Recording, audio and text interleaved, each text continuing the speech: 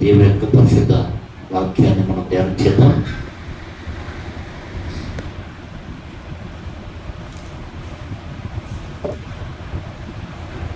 పేతురు గారు రాసినటువంటి మొదటి పత్రిక, పేతురు గారు రాసినటువంటి మొదటి పత్రిక 5వ అధ్యాయము 7వ వచనాన్ని మనం ధ్యానం చేద్దాం. 5వ అధ్యాయము 7వ వచనాన్ని మనం ధ్యానం చేద్దాం. ఆయన మిమ్మల్ని గురించి చింతించుచున్నాడు కనుక మీ చింత యావత్తును ఆయన మీద వేయుడి. దేవుడి నామానికి మహిమ కలుగును గాక. హల్లెలూయా, హల్లెలూయా. చూడండి దేవుని బిడ్డలారా, దేవుడే మన గురించి చింతిస్తున్నాడు. ఎందుకని మన గురించి చింతిస్తున్నాడు అంటే మనము చింతిస్తున్నాం కాబట్టి. అయితే మన చింతలన్నీ కూడా ఇచ్చారంట ఆయన మీద వేయాలి. ఎవరి మీద వేయాలంట? దేవుని మీద వేయాలి. చూడండి మత్తయి సువార్త 6వ అధ్యాయము 31వ వచనం. మత్తయి సువార్త 6వ అధ్యాయము 31వ వచనం. కాబట్టి ఏమి తిందుమో, ఏమి త్రాగుదమో, ఏమి ధరించుకుందమో చింతింపకుడి. అమ్మా, అన్యజనులు వీటి విషయమై ఏం చేస్తారంట? అన్యజనులు అంటే ఎవరు? దేవుడిని ఎరిగిన వారు, దేవుడు అంటే తెలియని వారు. ఇంకా కొంతమంది అంటారు అసలు దేవుడు అంటేనే పడని వారు. అయితే మొదటికి మనం చదువుకున్నటువంటి ఆ వచనంలో మీ చింత యావత్తు ఆయన మీద వేయండి అంటాడు. మనమైతే అనేక రకములైనటువంటి చింతలను బట్టి కృంగిపోతూ ఉన్నాం. చింతలు ఒక రకంగా రకరకాలు ఉన్నాయి. ఒక్కొక్క మనిషికి ఒక్కొక్క రకమైన చింత. ఈ చింతలన్నింటిని బట్టి ఏమవుతున్నామంటే కృంగిపోతూ ఉన్నాం. చింత నిన్ను ఏం చేస్తుంది తెలుసా? కృంగనిస్తుంది, చేతగాని వారిగా చేస్తుంది, ఇంకా అనేకుల నవ్వులు పాలు చేస్తుంది. దేవుడి నామానికి మహిమ కలుగునుగా. హల్లెలూయా, హల్లెలూయా. కనుక ప్రియ దేవుని బిడ్డలారా, రేపటి గూర్చి చింతింపకుడి కానీ రేపటిని గూర్చి చింతింపకుడు కానీ రాయబడుతున్న మాట ఏంటంటే 6:31. కాబట్టి ఏమి త్రాగుదమో, ఏమి ధరించుకుందామో అని చింతింపకుడి. అన్యజనులు వీటి విషయమై విచారింతురు. ఇవన్నీ మీకు కావాలని మీ పరలోకపు తండ్రికి తెలియను. కాబట్టి మీరు ఆయన రాజ్యమును నీతిని మొదట వెతుకుడి, అప్పుడు అవన్నీ మీకు అనుగ్రహింపబడును. దేవుని నామానికి మహిమ కలుగునుగా. ఈ చింత అంతా కూడా ఏం చేయాలంట? ఆయన మీద వేయాలి. అర్థమవుతుంది దేవుని బిడ్డలారా. చాలా మందికి ఏంటంటే ఏమి తిందామో, ఏమి త్రాగుదామో, ఏమి ధరించుకుందామని చింత. ఇటువంటి చింతలు ఎవరు కలిగి ఉంటారంటే అన్యులు కలిగి ఉంటారు, నీవు కాదు. అయితే అక్కడ రాయబడుతున్న మాట ఏంటంట? మీరు మొదట ఏం చేయాలంట? ఆయన రాజ్యమును నీతిని మొదట వెతకండి. చింతలను మానేసి ఏం చేయాలంట? ఆయన రాజ్యాన్ని, ఆయన నీతిని మొదట వెతుకుడు. అప్పుడు ఇవన్నీ కూడా మీకు అనుగ్రహించబడతాయి. ఇవన్నీ మీకున్నటువంటి అవసరతలు, అక్కర్లన్నీ కూడా మీకు అనుగ్రహించబడతాయి. కనుక చింతించమాకండి. ప్రతి విషయంలో కూడా ఏం చేస్తారు? చిన్నదానికి చిన్నదానికి చింతిస్తూ దిగులు పడుతూ ఏమవుతారంట? చెప్పండి, ఏమవుతారంట? అంత రావణ కూడా ఇంత అయిపోతారు. ఒకటే చింత, ఒకటే దిగులు. సాతానుడు ఏం చేస్తారంట? మరి ముఖ్యంగా దేవుని బిడ్డలను పట్టుకుంటాడు. వాళ్ళు ఏం చేస్తారంటే వాళ్ళు ఈ చింతల్లో వాడిని కుంగదీయాలని, వారిని బాధ పెట్టాలని, దేవుని మీద తిరుగుబాటు చేసేంత విధముగా వారిని చింతల్లో కుంగది చేస్తూ ఉంటారు. ఈ చింతల్లో వీళ్ళందరూ ఏమైపోతారంటే వాడికి లోబడిపోతారు. ఏంటో అవిశ్వాసం వచ్చేస్తుంది. ఎంత ప్రార్థన చేసినా జవాబు రాలేదు, ఏమిటో అని తిరుగుబాటు చేసే విధంగా, మనం దేవుని మీద తిరుగుబాటు చేసే విధంగా చింతల్లో మనం ఏం చేస్తామంట, దిగుల్లోనూ బాధల్లోనూ ఆలోచనలోనూ వాడు మనం ఏం చేస్తామంట చేర్చేస్తాడు, అందులో చేరుస్తాడు. ఇక మన ఆలోచనలన్నీ వాటిలోకి వెళ్ళిపోతాయి. దేవుని మీద ఉండదు. ఇంకా లోకం మీద ఎవరే సహాయం చేస్తారా, ఎవరే మాట సహాయం చేస్తారా, ఎవరే అప్పు సహాయం చేస్తారా అంటే మనుషుల వైపు చూస్తున్నామే కానీ దేవుని వైపు చూడట్లేదు. దేవుని యొక్క లేఖనం ఏమని సెలవిస్తుంది? రేపటిని గురించి చింతింపకుడి, రేపటి దినము దాని సంగతులను చింతిస్తుంది. మీరు చింతించాల్సిన అవసరం లేదంట. మనం చింతించాల్సిన అవసరం లేదు. ఏ రోజున మనం కళ్ళు తెరిచామో, ఉదయం ప్రారంభించామో ఆ రోజు చింతించిందట మనకి ఏమి ఇవ్వాలి, మనకని మనం ఎలా పోషించాలి, మనం ఎలా చూసుకోవాలని ఆ దినము మనం బట్టి చింతిస్తుందట. దేవుడు చెప్తున్నటువంటి మాట. దేవుని నామానికి మహిమ కలుగును గాక. హల్లెలూయా అనుకుంటున్నాడు. రేపటి గూర్చి చింతింపకుడి, రేపటి దినము దాని సంగతుల గూర్చి చింతించును. ఏ నాటికి ఆ నాటికి చింతించబడతాడు. ఏ విషయంలో కూడా చింతించకూడదు. దేవుని నామానికి మహిమ కలుగును గాక.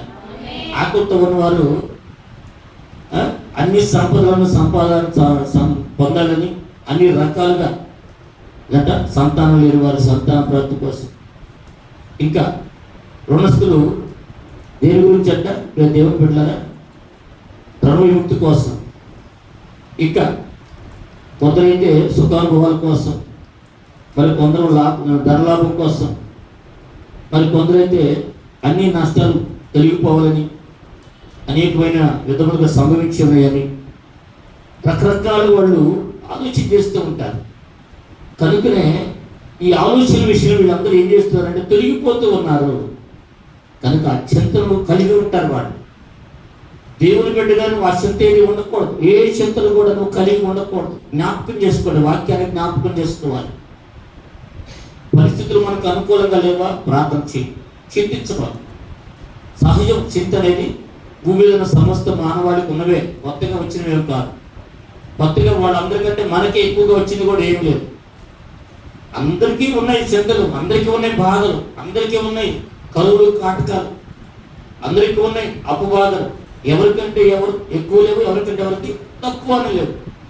అందుకని వాళ్ళకంటే నాకే ఈ బాధలు ఎక్కువగా ఉన్నాయని చెప్పేసి మరీ ఎక్కువగా చింతించి అర్థమవుతుందా? ఈ మధ్య భార్య భర్తలు ఇద్దరు కూడా రైలు కింద తరబడిపోయారు, అప్పులు తట్టుకోలేరు. మరి బిడ్డల సంగతి ఏంటి? మరి బిడ్డలు కూడా తీసుకెళ్ళొచ్చుగా. అర్థమవుతుందా? వాళ్ళ మీద ముద్ర పడిపోతే వాళ్ళు అరే పలానాళ్ళు అమ్మ నువ్వు రైలు కింద పడి వాళ్ళు పిల్లలు వీళ్ళు అప్పులే తట్టుకోలేక వీళ్ళు అమ్మా నాన్న అని చెప్పేసి వాళ్ళ మీద సెడ్డ ముద్ర ఇచ్చేస్తున్నారు. అంత బాధ వచ్చింది. దేవుని నామానికి మహిమ కలుగును గాక. హల్లెలూయా. చూడండి, యాకోబు పత్రికలో 4వ అధ్యాయం 14వ వచనం ఒక మాట రాయబడుతుంది. యాకోబు పత్రికలో 4వ అధ్యాయము 14వ వచనంలో ఒక మాట రాయబడింది. అక్కడ రేపేమి సంభవించునో ఏమ్మా తెలుసుద్దా మనకి? రేపు వెళ్ళిపోయి పడిపోతామేమో, ఏదైనా గుద్దిద్దేమో మనకు తెలుస్తుందా? ఏదైనా గొడవ అయితేమో, ఇరుగు పొరుగు వారు మన మీదకి వస్తారేమో, ఇవన్నీ మనకు గ్రహింపు ఉంటుందా? ఉండదు. రాయబడుతున్న మాట చదవమ్మా. రేపేమి సంభవింపునో మీకు తెలియదు. దేవుని నామానికి మహిమ కలుగును గాక. ఏపు గ్రంథం 8 చదవమ్మా. మళ్ళా ఏపు గ్రంథము 8:8. మనము నిన్నటి వారమే, ఏమీ తెలియదు.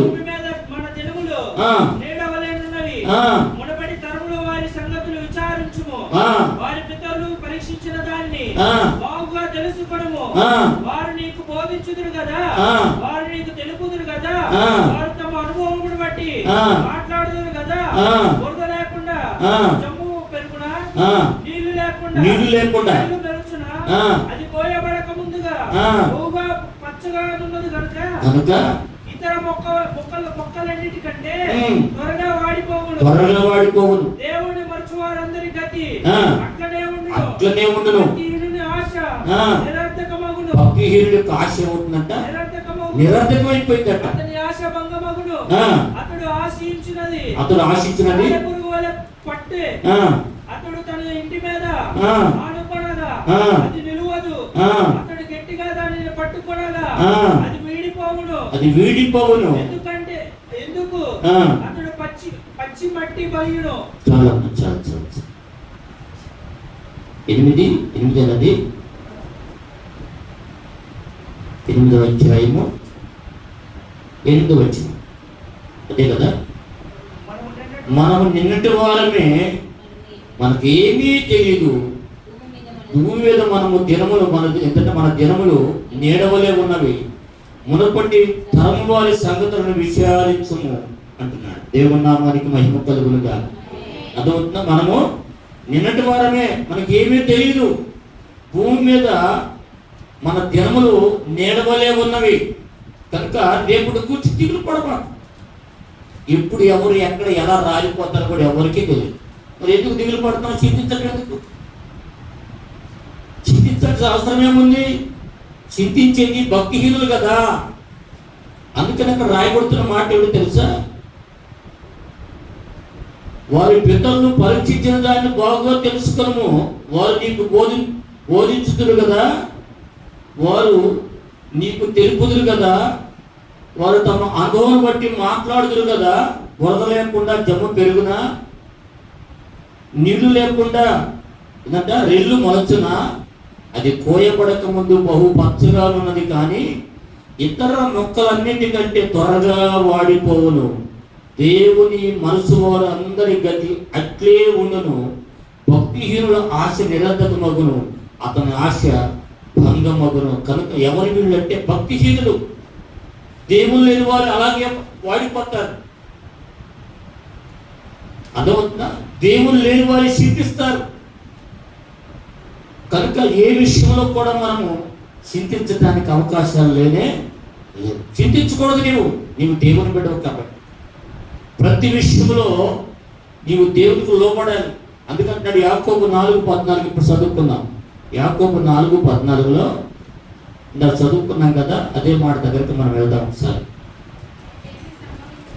చదువమ్మా. నీకు తెలియదు ఏంటమ్మా? ఈ జీవం ఏ పాటిది? కొంతసేపు కనబడి అది కాదు. ఇటువంటి వారు అంటాము ఆవిరి వంటి వారు. పాత్ర మీద మూత తీయగానే ఏమవుతుందంట? అట్టే వెళ్ళిపోతే కనపడదు, మన కంటికి కూడా కనపడదు. మళ్ళీ ఏదో చూస్తుందో చేతికి కూడా దొరుకుతుంది. కనుక మనం ఎటువంటి వారు అంటే ఆవిరి వంటి వారు అయి ఉన్నాం. దేవుని నామానికి మహిమ కలుగునుగా. హల్లెలూయా. రేపేమి సంభవించిన తెలియదు కనుక రేపు ఆహారం కోసం, వస్త్రాల కోసం ఆలోచించి బుర్ర బదులు పెట్టుకోవడం అనేది భక్తిహీనుల యొక్క ఆలోచనలు. దేవుని ఎరగినటువంటి వారి ఆలోచనలు అవి. నీవు దేవుని ఎరుగున్నావు కనుక నీ భారం యెహోవా మీద మోపము, ఆయన నిన్ను ఆదుకుని అంటున్నాడు. ఎందులో 55వ కీర్తన 22వ వచనంలో ఏమంటంట? 55వ కీర్తన 22వ వచనం అంటున్నాడు, నీ భారం యెహోవా మీద మోపము, ఆయన నిన్ను ఆదుకుని అంటున్నాడు. కనుక ప్రియ దేవుని బిడ్డలారా, మరి మత్తయి 6:32 ఏమంటున్నాడు తెలుసా? మత్తయి 6:32 అంటాడు, మీ చింత యావత్తు ఆయన మీద వేయండి. అర్థమవుతుందా? మన చింత యావత్తు కూడా ఏం చేయాలంట? ఆయన మీద వేయాలన్నమాట. కనుక ఏ విషయంలో కూడా దేవుని బిడ్డలమైన మనము చింతించుకోడు. మొదటి మాట ఏంటంట? రేపటిని గురించి చింతించుకోడు. రెండో మాట చూద్దాం. యెషయా గ్రంథము 38వ అధ్యాయము 13వ వచనం. యెషయా గ్రంథము 38వ అధ్యాయము 13వ వచనం చూద్దాం ఒకసారి.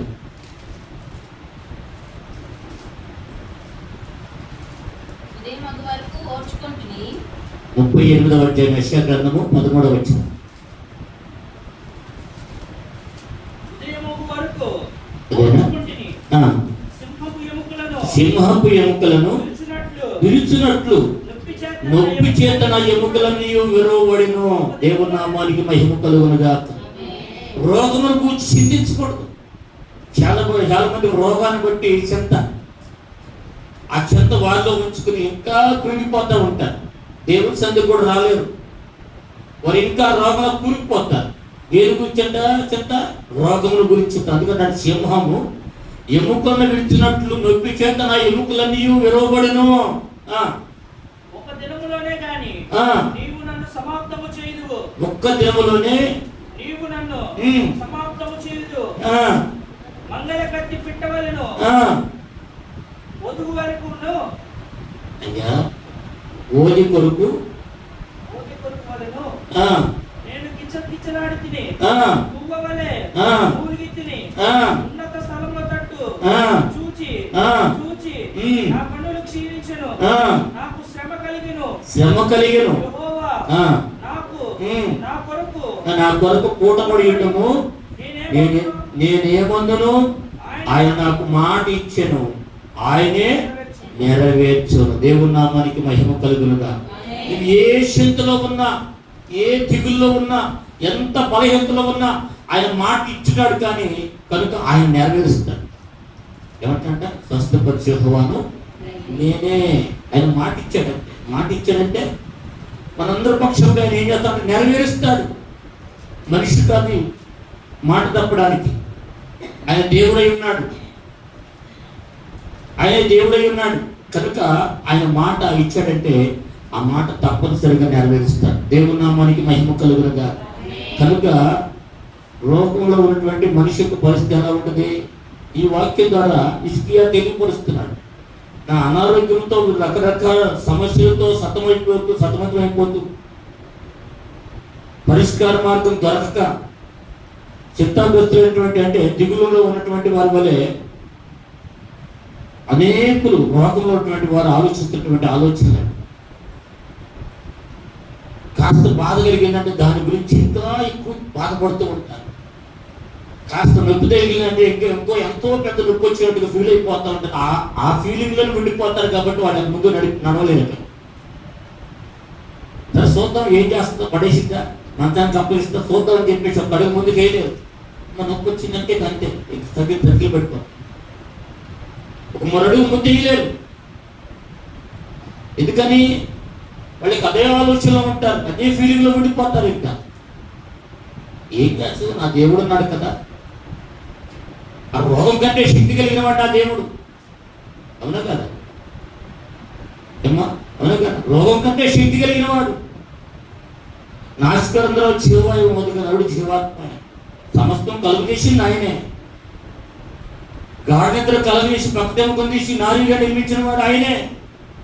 ఆయనకు అసాధ్యమైనది ఏమైనా ఉన్నదా? మరి ఆయన బిడ్డలుగా మనం ఉండి ఈ రోజున చింతిస్తే ఏంటి ప్రభు దాని సంగతి ఏమిటి చూడయ్యా. ఏంటంట? ఏసునాములు అది పారిపోదుగా, ఏసునాములో స్వస్థత కలుగునుగాక. అంటే ఆ విశ్వాసంతో ఉండరే. 12 సంవత్సరాల నుంచి బాధపడింది. ఎక్కడ అవకాశం లేదు, ఎవరు ఆదరించేవారు లేరు, పక్క నిలబడిన వాడు కూడా లేరు, పలకరించేవాడు కూడా లేరు. డబ్బంతా ఖర్చు అయిపోయింది, విస్తారంగా ఖర్చు పెట్టింది, ఎక్కడ స్వస్థత లేదు. ఏసీ దగ్గరకు వచ్చింది. ఆ బాధంతా ఒక క్షణంలో నివారణ కలిగింది. మరి ఆ విశ్వాసం ఈ రోజు లేదే మనకి. ఏమో రాలేదంటే రాత్రి బాగలేదయ్యా, ఏమో రాలేదంటే నడవలేకపోయిందయ్యా, ఏమో రాలేదంటే వచ్చిన కూర్చోలేదేమన్నా భయం అయ్యా. ఇది అవిశ్వాసము కలగజేస్తాడు. నీలో విశ్వాసం ఉంటే అవిశ్వాసం అనేది కూడా నేనేం చేయలేదు. వాళ్ళు వచ్చిన అంతర్గత దూరం వెళ్ళిపోతే చూస్తుంది, వస్తుంది, దగ్గరకు వచ్చింది, కలగజేద్దాం, బలహీన పడుద్దాము, భయపెడదామని. అవిశ్వాసం అనేది ఎలా వస్తుందట? శత్రు రూపంలో వస్తుంది, మిత్రుడు రూపంలో వస్తుంది, భార్య రూపంలో వస్తుంది, భర్త రూపంలో వస్తుంది, బిడ్డల రూపంలో వస్తుంది. నువ్వు కృంగ తీయడానికి వస్తాయి ఇవన్నీ కూడా. కానీ విశ్వాసం కలిగి ఉంటే, విశ్వాసం కలిగి ఉంటేనంట చెప్పాలా, ఆ కొండకు ఆజ్ఞాపిస్తుంది, ఇల్లు ఎవరో పడిపోతాడు అంతే. కానీ ఈరోజు ప్రతిదానికి భయమే, ప్రతిదానికి దిగులే. దేవుడు నామానికి మహిమ కలుగును కానీ. హల్లెలూయా. ఇక నా రోగానికి పరిష్కారం లేదేమో, ఇక నా రోగం తగ్గదేమో, ఇక నా జీవితం ఎత్తేనేమో, ఇందులోనే విక్కిపోతాను, ఇందులోనే చెందాం. ఇక జీవితకాలం అంతా ఇదే చింత.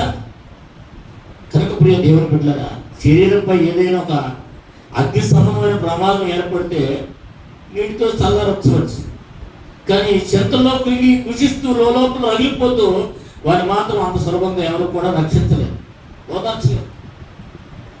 ఎందుకంటే వాడి బ్రతుకంత చింతలే, వాళ్ళ హృదయం అంతా చింతలే. చింతలతోనే సహవాసం చేస్తారు, దిగులుతోనే సహవాసం చేస్తారు, దిగులుతోనే జీవితం అంతా గడుపుతుంటారు. నేను ఎవరిని ఒకప్పుడు లోకంలో ఉన్నాను, లోకం నుంచి ఇప్పుడు దేవుళ్ళకి వచ్చాను. లోకంలో ఉన్నప్పుడు భయంతో ఉన్నాను, బాధలతో ఉన్నాను, ఇరుకుల్లో ఉన్నాను, ఇబ్బందుల్లో ఉన్నాను. దేవుని గురించి కూడా ఎందుకు అలా ఉండాలి, నా దేవుడు నాతో ఉన్నాడు కదా అనేటువంటి ఆలోచన లేదు. యేసయ్య విశ్వాసంతో ఉండమన్నాడు కదా అనేటువంటి ఆలోచన లేదు. వాక్యం వింటున్నాం కానీ నీ శివుడు నీ శివుడు వదిలిపెట్టేస్తాం బయటికి. ధైర్యంగా పాడతాం, పాటలు ఘనంగా పాడతాం, ఎలుగెత్తి పాడతాం, ఆత్మతో పాడతాం. పాట కూడా ఏమైపోయింది తెలియదు, బలమైన పాట. రాజులు మనకే లేరు, మనకెందుకు రాజులు? యేసయ్య అంటే మరి ఎంత ఘనంగా పాడతాం, దేవుని ఘనంగా ఆరాధిస్తాం, కానీ ఆ పాటను అప్పుడే మర్చిపోతాం. ఆ పాటలో ఉన్న మధురాన్ని, ఆ పాటలో ఉన్న ధైర్యాన్ని, ఆ పాటలో ఉన్న బలాన్ని ఇవన్నీ మర్చిపోతాం. మళ్ళా పాట మాత్రం ధైర్యంగా పాడతాం, కానీ తర్వాత ఏమన్నా అంటే ఏంటంటే అప్పుడే మర్చిపోతాం. ఎందుకనంటే అవిశ్వాసం. ఈ అవిశ్వాసంలో పడిపోయి, చింతల్లో పడిపోయి, విశ్వాసంలో ఉన్నటువంటి ఆ ధైర్యాన్ని కూడా మనం మర్చిపోతాం. దేవుని నామానికి మహిమ కలుగును గాక. హిజ్కియాకి మరణకరమైన రోగం వచ్చింది. ఎటువంటి రోగం అంటమ్మా? మరణకరమైన రోగం. చూడండి, చింత బలవంతుల బలాన్ని ఏం చేస్తుందంట? బలహీనపరుస్తుంది. ధనవంతుల బలాన్ని కూడా ఏం చేస్తుందంటే బలహీనపరిచింది. వాడికి ఎంత ధనం ఉన్నా కూడా ఏమైందంటే చింతలో పడిపోయి తనకున్న ధనాన్ని, తనకున్న ధైర్యాన్ని కూడా కోల్పోతాడు. మరి ఈ రోజున దేవుని బిడ్డలారా, ఆరోగ్యాన్ని, సుఖ సంతోషాన్ని, ధైర్యాన్ని, ఉత్సాహాన్ని, ఇలా ఎన్నో దేవుడు ఇచ్చిన మనకి ఇచ్చినన్నింటి కూడా దూరం చేసుకుంటా ఉంటాం. ఏ విషయంలో? చింతల విషయంలో, దిగుళ్ళ విషయంలో, ఆలోచన విషయంలో, అంతరంగ విషయంలో కృంగిపోతున్నటువంటి పరిస్థితులు ఈ రోజున. కుటుంబాలు ఎందుకయ్యా వదిలేయటం లేదు, కుటుంబాలు ఎందుకయ్యా ఓదార్చబడటం లేదు, ఎందుకని కుటుంబాలు ఆ చిగరగల దమ్ములో చిక్కుకుపోయి బయటకు రాలేకపోతున్నాయి అంటే వాళ్ళు అవిశ్వాసానికే అవకాశం ఇస్తున్నారు, కానీ విశ్వాసం అయిపోవట్లేదు వాళ్ళు. దేవుని నామానికి మహిమ కలుగును గాక. హల్లెలూయా. కనుక ప్రియ దేవుని బిడ్డలారా, చాలా మంది నిరాశ నిస్పృహలోని జీవితాన్ని గడుపుతూ ఆత్మలో కూడా చల్లారిపోతూ ఉన్నారు. రేపు ఏం దొరుకుతుందో తెలియనటువంటి ఈ బ్రతుకులో అంతగా కృంగిపోవడం అవసరమా? దేవుడికి అప్పగించుకోవటమే. వెళుతున్న మార్గం ఏం సంభవిస్తుందో తెలియదు, ఎటువంటి అపాయానికి గురవుతామో తెలియదు. నేను చూడండి, దైవ సేవకులు ఎంత గొప్ప దైవ సేవకులు భయంకరమైన యాక్సిడెంట్కి గురైపోయి వెగుటి జీవిగా పడుతున్నాడు. ఏం జరిగిందో తెలియదు, దూరాలు ఉన్నామా. దేవుడు మనకి ఇచ్చినటువంటి విశ్వాసాన్ని బట్టి ప్రార్థన చేసాం, ఆ బిడ్డను బలపరిచాయి, ఆ గాయాలను మాయమోలు వేస్తున్నామని చెప్పి ప్రార్థన చేశాం. ఎందుకంటే విశ్వాసం ఉంది కాబట్టి. ఆ విశ్వాసం నీలో కూడా ఉండాలి. నీ ఒంటరిగా ఉన్నప్పుడు కూడా ఉండాలి, నీ కుటుంబ పరిస్థితుల్లో వ్యతిరేకంగా ఉన్నప్పుడు కూడా ఉండాలి అదే విశ్వాసం. అదే విశ్వాసంతో కూడా ప్రార్థన ఉండాలి నీలో. అయ్యేం కాదు, ఎలా వచ్చి అలాగే పోతుంది. కానీ ఎవరికంటే ఎక్కువగా ఉన్నాయి మనకి, అందరికి ఉన్నాయిగా అనేటువంటి మాట ఎప్పుడైతే మనలో ఉంటుందో, ఆ విశ్వాసం ఎప్పుడైతే మనలో ఉంటుందో, ఆ చింత నేమి చేయి. విశ్వాసం ఎవరు చూసి? మనుషులు చూసా? మనుషుల వైపు చూసామంటే అంతే సంగతి. నీ విశ్వాసం ఎవరి మీద ఉందా అంట? దేవుని మీద ఉండాలా. ఆయన వస్త్రపు చెంగును ముట్టించాలి అనుకుంటలేదు. ఆయన వస్త్రపు చెంగు ముట్టితే చాలు అనుకుంది. అంటే అది విశ్వాసం అంటే. దేవుడు ప్రార్థన చేస్తే దెబ్బకి వెళ్ళిపోతే కానీ అయ్యేం చేస్తాం మనకి. ఆ శత్రువు ఏం చేస్తారు, వాడేం చేస్తారు, కాలిపోతాడు. వాళ్ళు ఏం చేస్తారు, ఎవరు ఏం చేయలేదు. ఎందుకంటే మన పక్షానగా జీవాధిపతున్నాడు ఆయన. ఆయనకి సమస్తం తెలుసు. ఆకాశమందున దేవుడు భూమి మీద ఉన్న నరులను కూడా పరిశీలిస్తున్నాడు. ఎవరిని ఎక్కడ ఎలా ఒడ్డులో చేయాలో, ఎవరిని ఎక్కడ ఎలా తొక్కాలో ఆయనకి తెలుసు. దేవుని నామానికి మహిమ కలుగునుగా. కనుకనే మరణకరమైన రోగం సంభవించింది. ఈ రోగం సాధారణంగా వచ్చింది కాదు, దేవుడే దీన్ని అనుమతించాడు.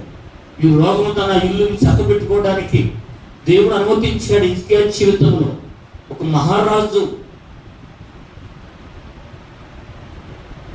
తన విశ్వాసాన్ని, తన కలిగినటువంటి యథార్థతను, సత్యమును ఏ రీతిగా బయట పెట్టాలో ఒక మాదిరిని కనపరచడానికే దేవుడు ఆ యొక్క వ్యాధిని ఆపాదించాడు అక్కడ.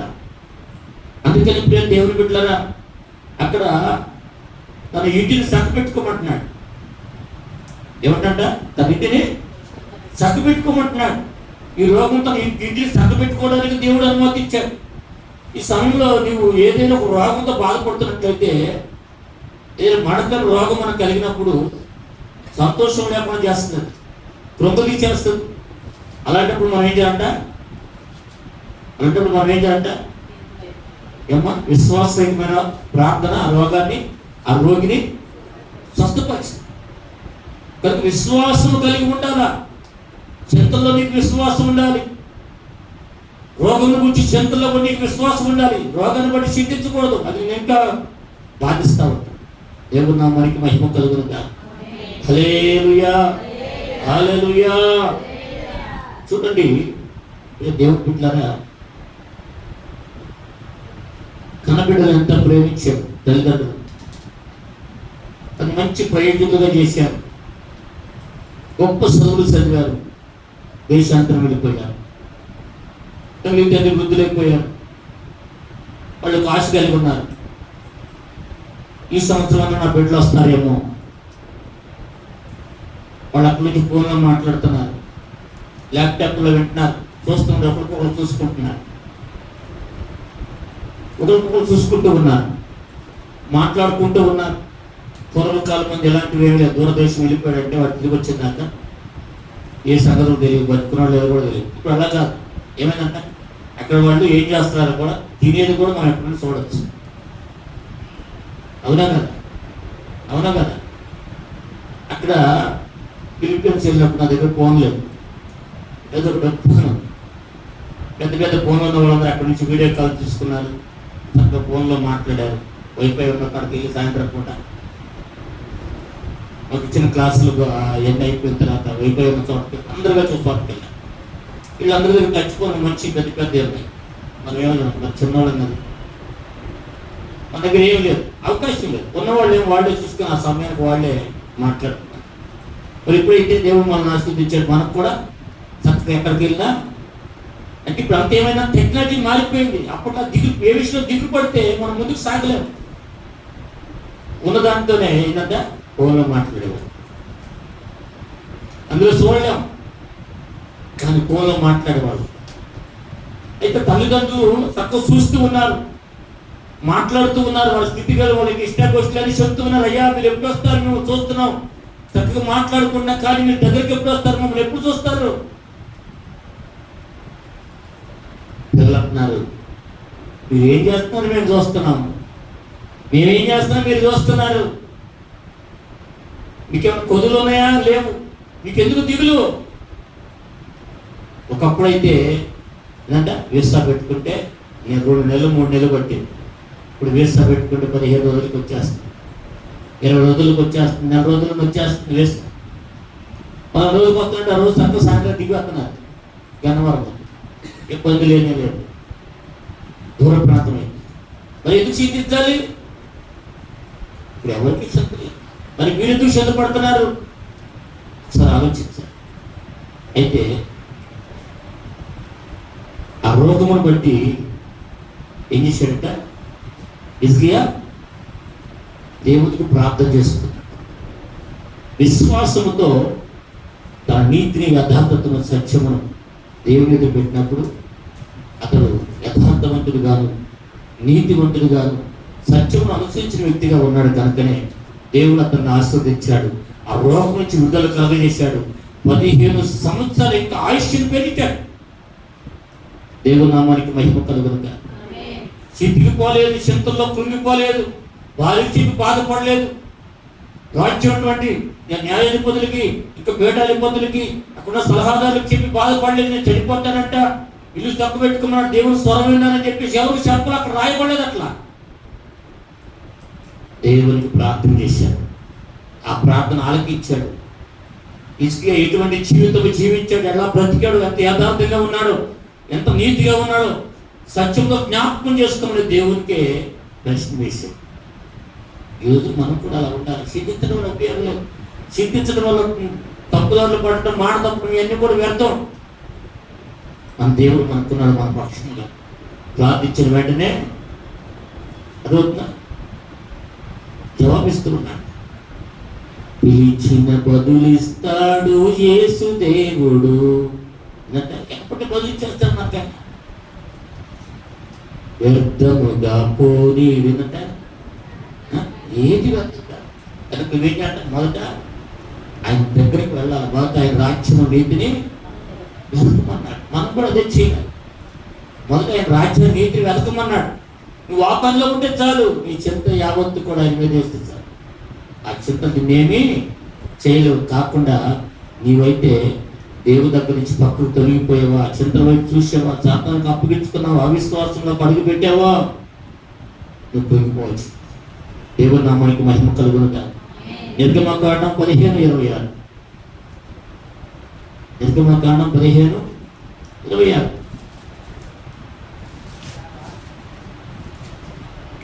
నిర్గమకాండం దేవుడైన యెహోవా శ్రద్ధగా విని ఏం చేయాలంట? హిజ్కియా ఏం చేశాడంట? దేవుని దృష్టికి న్యాయంగా నడుచుకున్నాడు. న్యాయమైనదిగా చేసి ఆయన ఆజ్ఞలకు విధేయులై ఆయన కట్టడలన్నిటినీ అనుసరించి నడిచిన ఎడల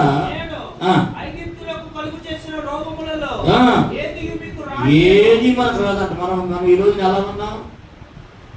ఆజ్ఞల విషయంలో ఎలా ఉన్నాం? కట్టడల విషయంలో ఎలా ఉన్నాం? చెప్పండి అమ్మా. దేవుని దగ్గరకు వచ్చే విషయంలో దొంగిలించే వారిగా ఉన్నాం. దేవుని సమయాన్ని దొంగిలించే వారిగా ఉన్నాం. దేవుని సమయాన్ని దొంగిలించే వారిగా ఉన్నాం. మీరు ఆజ్ఞగా మన ఆజ్ఞ విషయంలో మనం ఎలా ఉన్నాం? మిమ్మల్ని మీరే ప్రశ్నించుకోవాలి. ప్రత్యేకంగా మనం చెప్తే మళ్ళీ మీకు బాధ కలగదు. ఇచ్చే విషయంలో దొంగిలించే వారిగా ఉన్నాం. ఆయన ఆరాధించే విషయంలో వెనకబడిపోతున్నాం. పరిశీలన విషయంలో వెనకబడిపోతున్నాం. దేవుని మందిరం విషయంలో వెనకబడిపోతున్నాం. హృదయపూర్వకంగా ఎవరైనా విజ్ఞాపన చేస్తున్నారు దేవునికి? హృదయపూర్వకంగా దేవునితో మాట్లాడుతున్నారు ఎవరన్నా? ఆత్మతో ఎవరైనా దేవుని ఆరాధిస్తున్నారా? అంటే ఈ విషయంలో మనం ఎలా ఉన్నామంట? ఆజ్ఞ విషయంలో తొలగిపోయే పరంగా ఉన్నాం. యాకోబు 5:15. 5:15.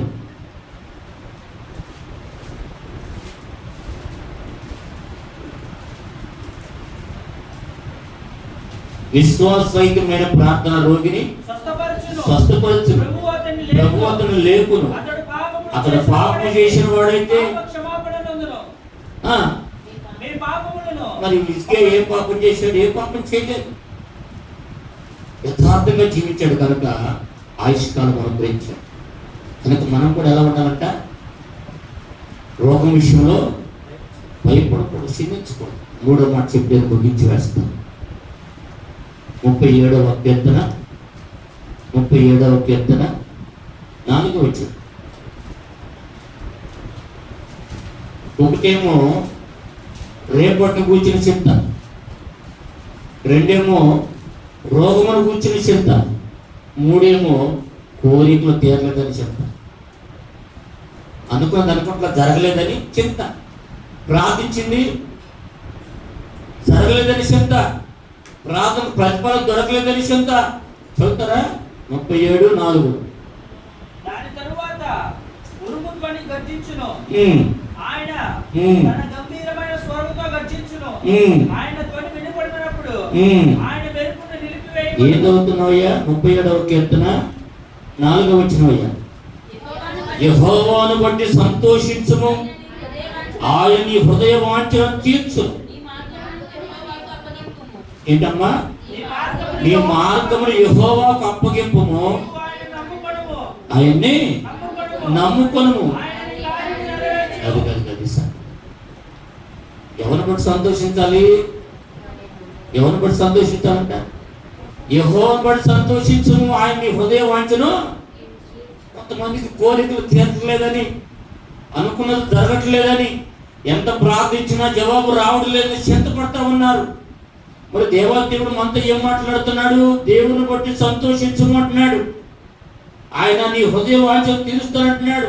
అయితే నీ మార్గం యెహోవాకు అప్పగింపమంటున్నాడు. కానీ మన మార్గాలు దేవునికి అప్పగించుకుంటామా? మన మార్గాలన్నీ దొంగ మార్గాలే, మన మార్గాలన్నీ అబద్ధపు మార్గాలే, మన మార్గాలన్నీ దేవునికి ఆయాస్కరమైనవే. అక్కడ రాయబడుతున్న మాట ఏమిటి తెలుసు? ఆయన నీ హృదయ వాంఛను తీరుస్తుంది. నీ హృదయంలో ఏదైతే అనుకుంటున్నావో అది ఆయన నెరవేరుస్తానంటున్నాడు. నీ కోరిక తీరుస్తానంటున్నాడు ఆయన.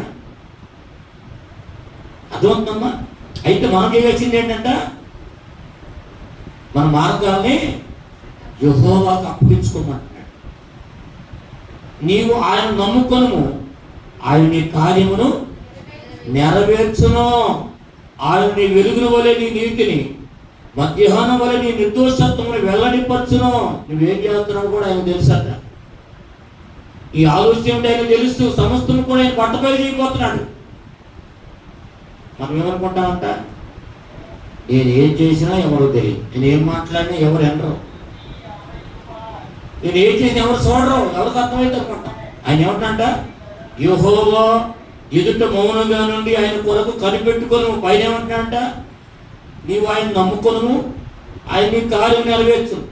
ఆయన వెలుగున వల్ల నీ నీతిని, మధ్యాహ్నం వల్ల నీ నిర్దోషత్వము వెల్లడిపరుస్తున్నాడు.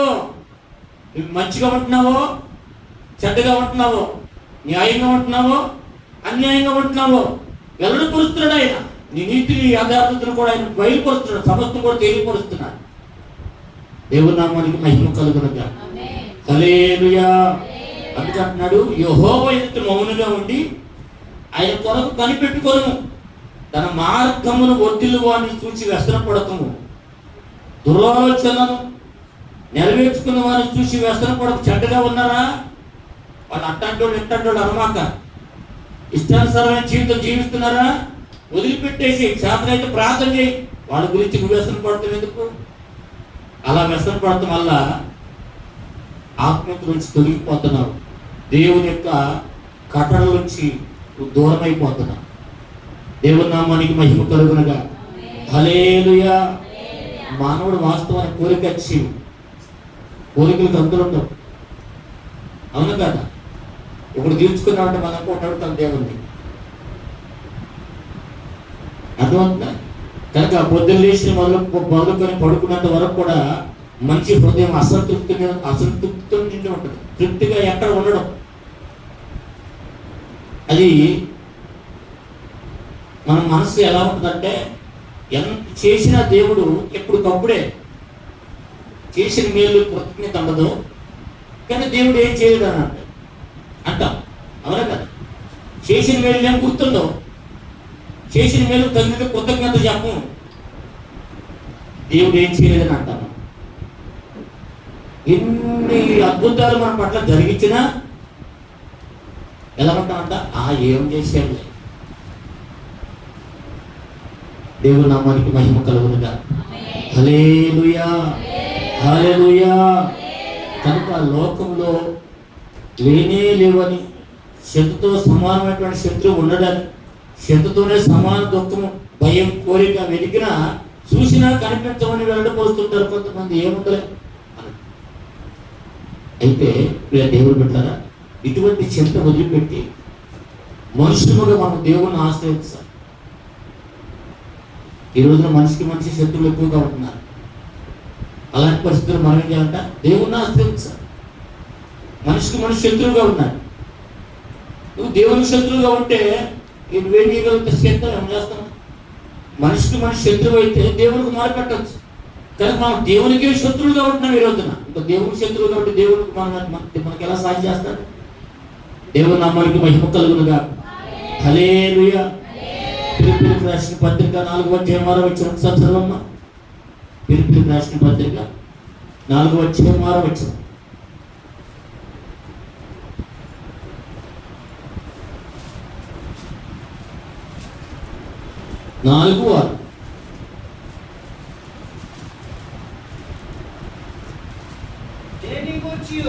దేనిని గూర్చి చింతింపకుడి, కానీ ప్రతి విషయములోను అమ్మా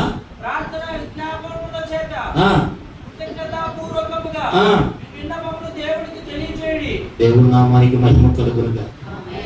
ప్రతి విషయంలో, ఏ విషయం అంటే ప్రతి విషయం అంటే జరుపుకోవట్లేదా? ఆరోగ్యం లేదా? బిడ్డలో చదువుల విషయం బాధపడుతున్నావా? సరైన చేతిపని దొరక బాధపడుతున్నావా? ఆర్థికంగా వెనకబడ్డావా? మనుషులు బట్టి ఏమైనా కృంగిపోతున్నావా? భర్తను బట్టి భార్య, భార్య బట్టి భర్త, భార్య భర్తలు బిడ్డలు బట్టి ఏమైనా కృంగిపోతున్నారా? ఏ విషయమైనా సరే ప్రతి విషయంలో కూడా ఏం చేయాలన్నాడంటారా? ప్రార్థన చేతను, విజ్ఞాపన చేతను, కృతజ్ఞతాపూర్వకం అంటే ఏంటి? కృతజ్ఞతాపూర్వకం అంటే ఒకప్పుడు మనం ప్రార్థన చేశాం. ఎంత గడ్డు సమస్యలైనా మనం ప్రార్థన చేసిన మరుక్షణం దేవుడు మన పట్ల కార్యం జరిగించి మనం సంతోషంగా వచ్చాం. ఆ సందర్భాలు జ్ఞాపకం చేసుకో. ప్రభు ఒకప్పుడు ఇలా చేసేవయ్యా నా పక్షముగా, నీకు కృతజ్ఞతాస్తుతులు చెల్లించాను, ప్రార్థన పెట్టుకున్నాను, సంఘాన్ని పిలిపించుకున్నాను, సేవకులు పిలిపించుకున్నాను, నా పట్ల చేసిన మేలు బట్టి ప్రభు నీ కృతజ్ఞతలు తెలియపరిచాను. ఇదిగో నువ్వు నా పట్ల గొప్ప కార్యాలు జరిగించావు కనుక ఈ కార్యములు కూడా నువ్వు జరిగిస్తున్నావని నేను నమ్ముతున్నానయ్యా. కృతజ్ఞతాపూర్వకంగా గత కాలం మంది చేసిన అన్ని జ్ఞాపకం చేసుకుంటూ దేవుడికి తెలియపరుస్తూ స్తుతి చెల్లిస్తూ. కానీ మనకైతే నెలకు ప్రార్థన కూడా జరగదు. మన నెలలో నెలకు ఒకసారి కూడా కృతజ్ఞతాస్తుతులు చెల్లించం దేవునికి. అర్థమవుతుందా? ఎన్ని మేలు చేసినా సరే అప్పటికప్పుడు తూనా పోటంట. వాస్తవం అవునా కదా? ఎన్ని మేలుగా చెయ్యి. ఒక మాట చెప్తానండి, చాలా మంది పింఛన్లు తీసేసారు. ఈరోజు నీకు పింఛన్ వస్తుంది, ప్రభువా ఈరోజు నాకు పింఛన్ వస్తుంది, లేకపోతే నా బ్రతికేంటి అని చెప్పేసి దేవుని కృతజ్ఞత అని చెప్పావా? ఒక చిన్న స్తుతికుడి గారిని పెట్టావా? ఆ స్తుతికుడి గారికి ఎంతమంది రక్షణ పడతారు తెలుసా? నీ ఇంటి ముందు చిన్న స్తుతికుడికి పెట్టుకుని నువ్వేమంటే ఏం ఆశిస్తాను సేవకుడి దగ్గర? నీ దగ్గర పింఛన్కే గతి లేకపోతే ఈ సేవకుడి నీ దగ్గర ఏం ఆశిస్తాడు? చిన్న స్థుతికుడికి పెట్టు. ఏమా 4 బిస్కెట్ ప్యాకెట్ ఇస్తాను, 2 బిస్కెట్ పెట్టు. ఆ స్థుతికుడికి ద్వారా, ఆ కృతజ్ఞత స్థుతికుడికి ద్వారా అనేకమైన ఆత్మ రక్షణ పడుతుంది. స్థుతికుడికి ఇంటి ముందు పెట్టుకుని సువార్త ప్రకటిస్తే ఆ సువార్త ద్వారా అనేక మంది హృదయాలు బలపరచబడతాయి. వాళ్ళకున్న వ్యాధులు తొలగిపోతే ఆ వాక్యం అని.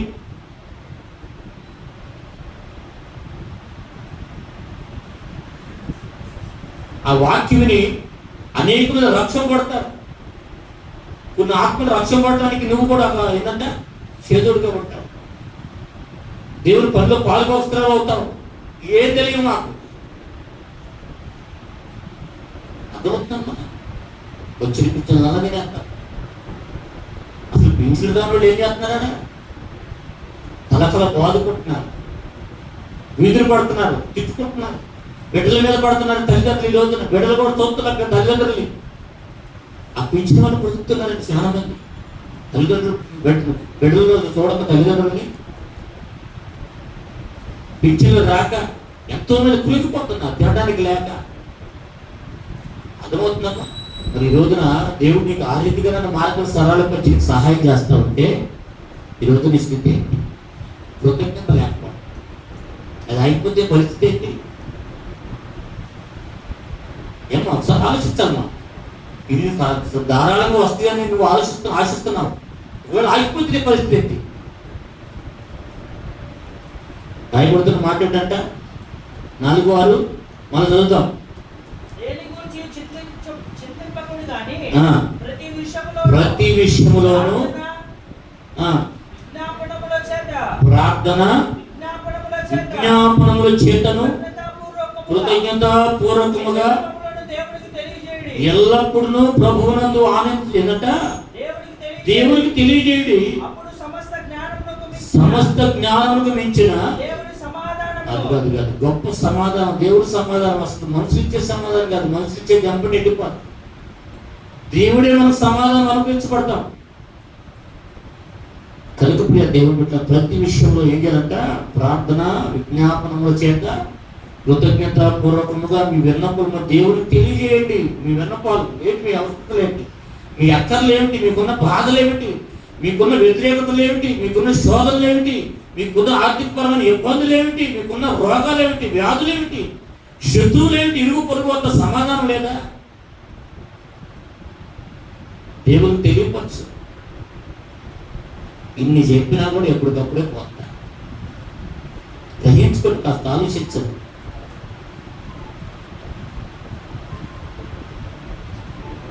మనం ఏం చేయాలంటే సమయాన్ని సద్వినియోగం చేసుకుంటూ ఆయన మీద ఆధారపడాలి. లేదంటే ఏంటంటే బోధకుడు మేము నశించిపోతున్నాం, మీకు శంకులేదు అన్నట్టు మన పరిస్థితి. ఏం చేస్తారంటాడు?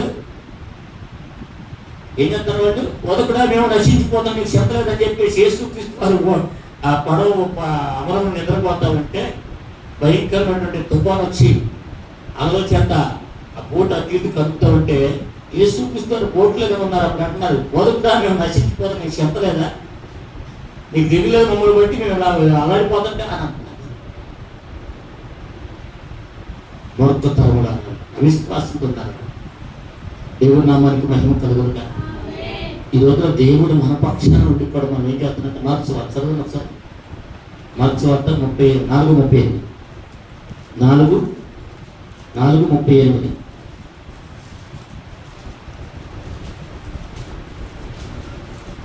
శిష్యులు అంటున్నారు అక్కడ అన్నమాట.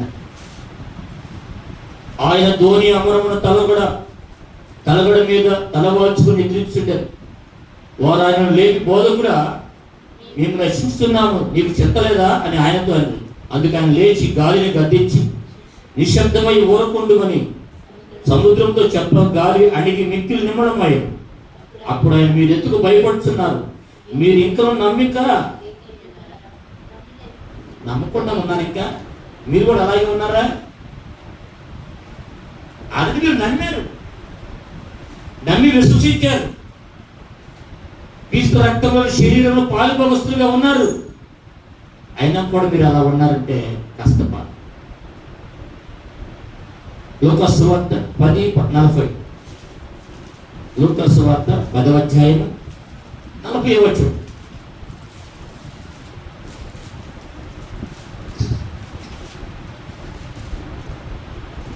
మాట విస్తారమైన పని పెట్టుకుని చేత తొందరపడి ఆయన ఎద్దకు వచ్చి, ప్రభువా నేను ఒంటరిగా పని చేయటకు నా సహోదరి నన్ను విడిచిపెట్టినందుకు నీకు చెంతలేదా? విస్తారమైన పనులు పెట్టుకుంటారు, దేవుని మాటకు దూరం అయిపోతారు. విస్తారమైన పనులు పెట్టుకుంటారు, బలహీనత చేత బాధపడుతూ దేవునికి దూరం అయిపోతారు. అర్థమవుతుందా? ఇక్కడ రాయబడుతున్న మాట అదే. మార్క్ ఏం చేస్తుందంట? మార్క్ ఏం చేస్తున్నాం అక్కడ?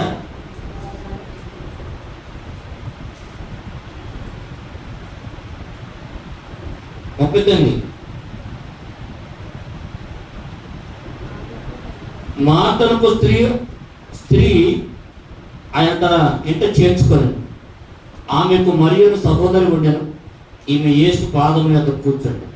ఏం చేస్తుంటే ఆయన పాదాల దగ్గర కూర్చొని ఆయన చెప్పే ప్రతి మాట హృదయంలో చేర్చుకుంటుంది. దిగులు పడతల్లా. ఆయన మాట హృదయంలో ఉంటే చాలు, ఆయన పాదం చెంత మనం ఉంటే చాలు, సమస్తం ఆయన చూసుకుంటాడు. ఇంకా ఈమె ఏం చేస్తుందంట? వెళ్ళి పాత్రలు కడుగుతూ కూర్చుంది కావాలి. మార్తమ్మ గారు. మరియమ్మ గారు ఏం చేసిందంట? యేసు పాదాల దగ్గర కూర్చుంది. అక్కడ రాయబడుతున్న మాట చూడు. ఆమె మరియను సహోదరి ఉండెను, ఈమె యేసు పాదం మీద కూర్చుండెను, ఆయన బోధ విడుచుండారు. మార్త విస్తారమైన పని పెట్టుకున్న చేత తొందరపడి ఆయన యొద్దకు వచ్చి, ప్రభువా, నేను ఒంటరిగా పని చేయటకు నా సహోదరుడు నన్ను విడిచిపెట్టినందుకు నీకు చింత లేదా? నాకు సహాయం చేయమని ఆమెతో చెప్పాను. ఇప్పుడు ఏమేం చేస్తుందంటే వంట చేస్తుంది కావాలి. మంచిదే, దైవ సేవకులు వచ్చారని ప్రేమించడం, విందు చేయడం అది మంచిదే. ఏ సమయంలో ఏం చేయాలో మనం గ్రహించుకోవాలి. పని చేసేటప్పుడు పని చేయాలి, అని మాట విన్నప్పుడు ఆయన మాట వినాలి. కొంతమందికి అది కూడా తెలియదు. విస్తారమైన పని పెట్టుకుంటారు, దేవుని సమయాన్ని దొంగిలిస్తారు. ఆదివారం నాడే పనులు పెట్టుకుంటారు, ప్రార్థన టైంలోనే పని పెట్టుకుంటారు. కానీ ఇప్పుడు పని పెట్టుకుంటే ప్రార్థనకి ఎప్పుడు వెళ్ళాలి? ఏమ్మా, 7 గంటలకు ప్రార్థన అనుకో, 6 గంటలకు పని ప్రారంభం చేసుకుంటే ఎప్పుడు వెళ్తావు? నువ్వు గంటల పనులు పూజ చేసుకుంటావా? అప్పుడే పెట్టుకుంటావు పుల్లుకి పనులు. ఏమంటే పని కాల, పని మీద కట్టాలి.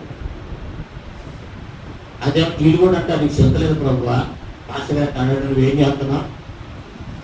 నీకు చింత లేదు మమ్మల్ని అంటున్నాడు పాస్టర్ గారు, నీకు చింత లేదని అనలేదు అనుకోకుండా. ఏ రోజైనా సమయానికి వచ్చిన సందర్భాలు ఉన్నాయి, దేవుడు చూస్తున్నాడు. ఒకసారి ఆలోచించాలి. సమయానికే, దేవుని సమయానికి వచ్చిన సందర్భాలు ఎప్పుడైనా ఉండే ఒకసారి జ్ఞాపకం చేసుకోండి. మరి విశ్వాసం అని దేవుని పెట్టమని ధైర్యంగా చెప్పుకోగలుగుతున్నారా? అది కూడా లేదు. సమయానికి దేవుని మందికి రాలేని వాళ్ళని విశ్వాసం అని ఎలా చెప్పగలుగుతాం? దేవుని సమయాన్ని దొంగిలించే మనము యథార్థవంతులమని, న్యాయవంతులమని, నీతిమంతులమని ఎలా చెప్పగలుగుతున్నాం? చెప్పలేము. ఆ ధైర్యం లేదు మనకి. అందుకని నిజ క్రైస్తవుల జాబితాలో మనం లేవు.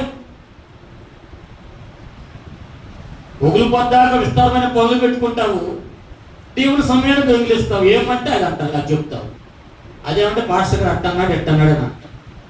దేవుని మాటలు నీ దగ్గరికి వస్తున్నాయి అంటే దేవుని సేవకుడు నీ మీద కోపంతో ఉన్నాడని కాదు, నువ్వు రాలేదని నీ గురించి చెప్తున్నాడని కాదు, నువ్వు సరి చేసుకుంటావని, రేపైనా జాగ్రత్త పడతావని, ఒక క్రమాన్ని నేర్చుకుంటావని.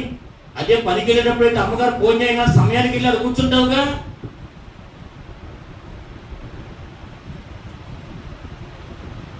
అర్థమవుతుందా? బ్యాంకుకి వెళ్ళు, అక్కడ సమయానికే, ఈ వేళలో సమయంలో ఈ సమయంలో బ్యాంక్కి పనిచేస్తాను అంటున్నాడు, ఆ టయానికే వెళ్తావు. అంటే దేవుని సమయం అంత నీకు తీసేసిందా? దేవుని సన్నిధి నీకు అంతగాని తీసివేసిందా? ఎవరికి పిలుపుతున్నావు? దేనికి నువ్వు అవకాశం ఇస్తున్నావు? దేని ఎక్కువగా ప్రేమిస్తున్నావు? దేని పట్ల నువ్వు విశ్వాసం కలిగి ఉన్నావు? సార్ ఆలోచించండి అమ్మా. ఇవన్నీ నువ్వు మనసులో పెట్టుకో. రేపు పొద్దున్న దేవుని దగ్గర లెక్క చెప్పాలి.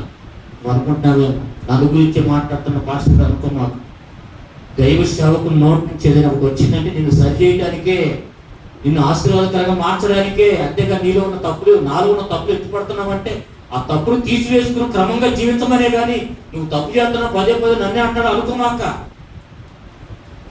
సరి చేసుకోవడానికి ఇష్టపడాలా. వాక్యం నన్ను గురించి చెబుతున్నాడు, నా గురించి చెప్తున్నాడు బంధుమానంతో ఉపయోగం ఉంది. సరిది మానుకుంటే ఎవరు నష్టపోతారు? నువ్వే నష్టపోతావు. సోదరులు కూడా కనపడకుండా పోతారట. గ్రహించుకుని సరి చేసుకోవాలి. ఏంట్రా హోంవర్క్ అని చెప్పి మాస్టర్ గారు 2 దెబ్బలు వేస్తే నువ్వు నన్ను కొడతావని చెప్పి తిరగబడితే నువ్వు బాగుపడవు. ఇవాళ హోంవర్క్ చేయదు కూడా కొట్టాడు, రేపు చేతితో కొట్టడం, సరి చేసుకుంటే బాగుపడతావు. చెప్పింది చేస్తున్న మనసులో పెట్టుకుని చదువుకుని ధ్యానం చేస్తే రేపు పొద్దున ఎగ్జామ్ రాస్తావు, మంచి మార్కులు వస్తాయి. ఆ 7 ఐరాసి అశ్రద్ధ కలిగి ఉన్నావు అనుకో, నువ్వు అంతే సంతలం. నీకు జాబు రాదు, ఏం లేదు. రోడ్ల మీద తిరుగుతున్నారు చూడు కొంతమంది, పనికి మానవాడు దిగినట్టు తిరుగుతున్నారు. తల్లిదండ్రుల మాట వెనక, చదువు సంఘాలు లేక, ఇష్టానుసారంగా తిరుగుతున్నారు. జాబులు లేక మందు చేసాలు కొట్టుకుని కంపలను ఆ చెట్టు కింద నాటికి గుంపులు ఇప్పుడు తాగుతున్నారు, తాగుబోతులే. దేనికంటే తల్లిదండ్రుల మాట వెనక, ఉపాధ్యాయుల మాట వెనక, దేవుని సేవకుల మాట వెనక, దేవునికి లోబడక. దేవుని నామానికి మహిమ కలుగును గాక. హల్లెలూయా. ఎప్పుడు ఒకసారి చేతుల పైకి హల్లెలూయా. అక్కడ ఏమంటుందంట? మార్త ఏంటంట? విస్తారమైన పని పెట్టుకున్న చేత తొందరపడి ఆయన యొద్దకు వచ్చి, ప్రభువా, నేను ఒంటరిగా పని చేయటకు నా సహోదరులను విడిచిపెట్టినందుకు నీకు చింతలేదా? నాకు సహాయం చేయమని ఆమెతో చెప్పమని. అందుకు ప్రభువు, మార్త నీవు అనేకమైన పనుల గురించి విచారము కలిగి తొందరపడుతున్నావు, కానీ అవసరమైనది ఒకటి, మరియు ఉత్తమమైన దాన్ని ఏర్పరచుకొనెను, అది ఆమె ఎక్కడ తీసివేయబడదని ఆమెతో చెప్పాను. మనకు దేవుని మాట కావాలి. పనికట్టే నీ ఇల్లు అంతా తగ్గపెట్టుకుని నిదానంగా ఆచుకుని తీసుకుని నిదానంగా ఎప్పుడు ఇష్టం వచ్చినప్పుడు వస్తున్నావు. మరి దేవుని మాట సంగతి అది కాదు నీకు నిజమైంది, అది కాదు నీకు అవసరమైంది.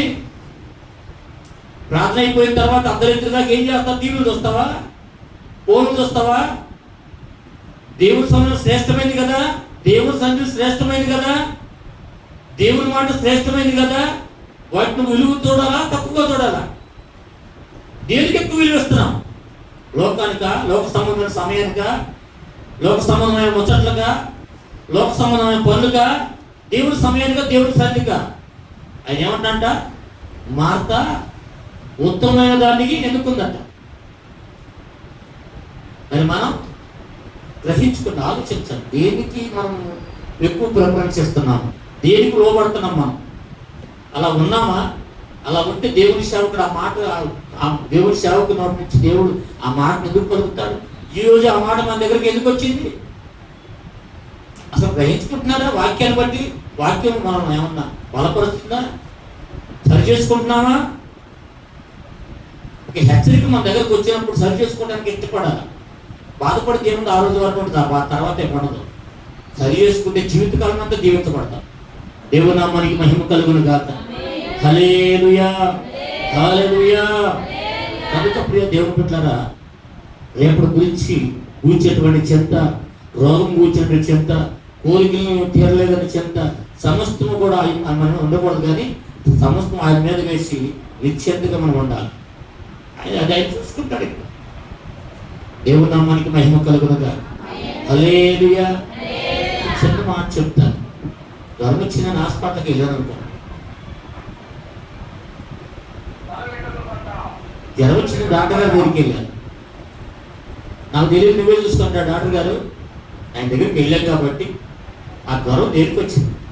కరోనానా, టైఫాయిడా, చక్కెర మీద ఏమైనా ఉన్నాయా, ఈసీజీ, బ్లడ్ పరీక్ష అన్నీ చూసుకుంటాడు ఆయన. మన రోగం వచ్చిందని ఒక డాక్టర్ దగ్గరికి వెళ్తేనే ప్రతిదీ చూస్తున్నాడే. మరి పరమదేవుడు, పరమ వైద్యుడు, ఆయన చూడ్డా? ఆయన తెలియదా నీలో ఏమున్నాయో? మరి డాక్టర్ అయితే అప్పించుకుంటున్నావు. ఒక మనిషి ఆయన కూడా జ్ఞానం కాదు, విజ్ఞానంతో నేర్చుకున్నాడు, చదువుకుని నేర్చుకున్నాడు అవన్నీ. కానీ దేవుడు తన మాట చేత సమస్తము కలగజేశాడే. మరి వైద్యుడు ఎక్కువ, దేవుడు ఎక్కువ? ఎవరికి అప్పించుకోవాలి మనం? ధైర్యం చెప్పండి, ఎవరు తెలిసి? పిరికివారు కాదు మీరు, పిరికి ఆత్మను పొందుకోవాలా? ఒక మనిషి విషయంలోనే అయ్యా రోగం వచ్చిందని చెప్పి పెరిగిపేటనే కొంచెం ఎదురు కూర్చుంటున్నా, ఒళ్ళో తప్పించేత నీ ఇష్టమైన బాబు ఏదైనా చేసుకో. రక్తం తీసుకుంటావా? రక్తం తీసుకో. గడ్డ వచ్చిందా? గడ్డ క్యాన్సర్ గడ్డ, మామూలు గడ్డ, ఏ గడ్డ కట్ చేసి పైకి పంపిస్తా. సమస్త శరీరం అంతా దాటని మనిషికి అప్పించుకున్నా. మరి దేవుడికి ఎందుకు అప్పించుకోవు? నువ్వు సమయాన్ని దేవుడికి ఎందుకు అప్పించుకోవు? ఆలోచించండి. అందుకే అంటున్నాడు కదా, రేపటి కూర్చుని చింత, రేపటి కూర్చుని రోగము, రేపటి కూర్చున్న కోరికలు ఏవి నీలో ఉంచుకోమాక, మొత్తం దేవుని మీద వేసేసి ఆయన చూసుకుంటాడు. 55:22 అంటున్నాడు, ఈ సమస్త భారం ఆయన మీద మోపము. ఒకసారి ఆలోచించు. ప్రేమతో మీ అందరికీ వందనా చెప్పి గుర్తు చేస్తాను, జ్ఞాపకం చేస్తాను, బతిలాడుకుంటున్నా. మీ చేతులన్నీ కూడా ఆయన మీద వేయండి. దేవుడు మిమ్మల్ని, మీ కుటుంబాన్ని ఆస్వాదించుగా. కొద్ది మాట దేవుడు దీవించి మన హృదయం నాటి ఫలింప చేయును గాక. ఆమేన్. హల్లెలూయా.